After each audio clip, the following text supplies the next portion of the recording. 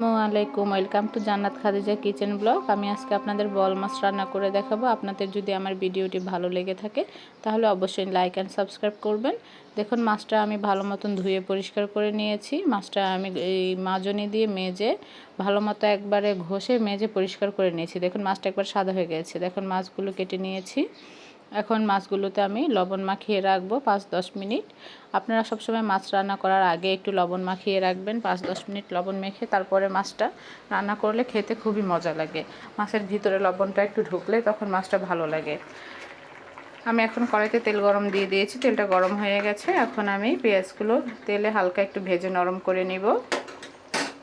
আপনারা সবাই এই রেসিপি দেখে অবশ্যই রান্না করবেন। এভাবে কষিয়ে মাছ রান্না করলে মাছটা খেতে খুবই মজা লাগে। বল মাছে তো কাটা কম, তাই বাচ্চারা বল মাছটা খেতেও পছন্দ করে।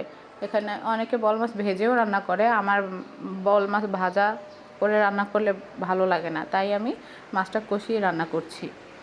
আমি এখানে দিয়ে দিয়েছি 2 টেবিল চামচ আদা রসুন বাটা, 2 টেবিল চামচ মরিচের গুঁড়া, 1 চামচ হলুদের গুঁড়া। আপনারা যদি ঝাল আরও বেশি খান তাহলে এখানে মরিচের পরিমাণ আরও বাড়িয়ে বা কমিয়ে দিতে পারেন। এটা আপনাদের নিজেদের ইচ্ছা মতো।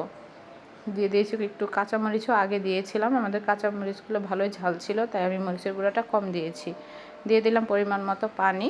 পানিটা দিয়ে তারপরে পানিটা বলক আসার পরে তারপরে আমি মাছগুলো দিয়ে দিব। এখন দিয়ে দিচ্ছি মাছগুলো দিয়ে আমি ভালো মতন মাছটা একটু কষিয়ে নিব। মাছটা কষানো হলে তারপরে আমি টমেটো দিয়ে দেবো। মাছটা দেখুন সুন্দর কষানো হয়ে গেছে। এখন আমি উপরে দিয়ে টমেটোগুলো দিয়ে দিচ্ছি। টমেটোগুলো একটু নরম হলে তারপরে আমি ধনেপাতা দিয়ে নামিয়ে ফেলবো। এখন দেখুন, আমাদের ছাদে খুব সুন্দর কাঁচামরিচ আর ধনেপাতা হয়েছে।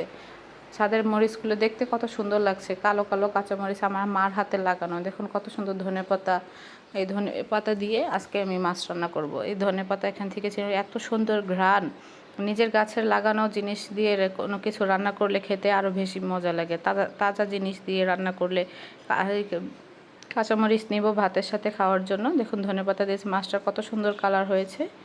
ধন্যবাদ সবাইকে আমার ভিডিওটা দেখার জন্য। আল্লাহ হাফেজ।